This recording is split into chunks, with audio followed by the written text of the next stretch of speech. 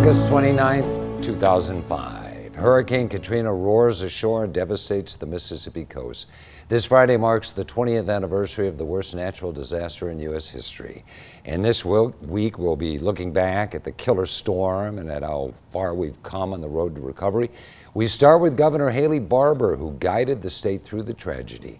Barbour told me about his first visit to the coast after Katrina made landfall.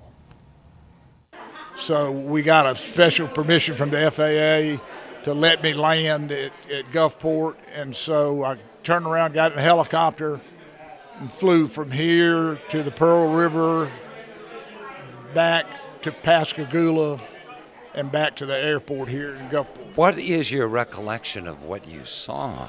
I mean, it was unimaginable. What did you think? Looked like the hand of God had wiped away the Mississippi Gulf Coast, like an atomic weapon had gone off in the sound. I'll never forget everything. We were flying at fairly low levels, but everything was gray. And it was because it was all this soil turned over, everything turned over. Everything was covered in debris that was 2 feet deep, 4 feet deep. Some places it was 25 feet deep. And that's what I was seeing. And I'll tell you, I told Bert Case that morning, he said, what's your greatest fear? And I told him, my greatest fear is how many bodies are under all that debris.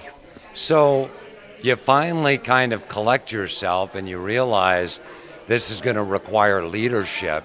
What are 2 or 3 of your top priorities for the weeks and maybe the first month after the storm? Well, of course, the first thing we had to get a grasp on the damage, what kind of damage, what kind of fatalities resulted from that damage. Turned out to be 238 in the whole state. Louisiana had like 1,800. I would have never dreamed that there were that few. But we had a great evacuation the last day, and people that moved inland, and that saved a lot of lives. But the other thing is you realize in this utter devastation, where do you start?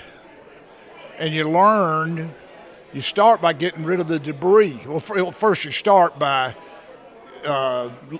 making sure there are no more bodies and getting everybody health care that needs it if you can. But before you can rebuild, you have to clean up all the debris.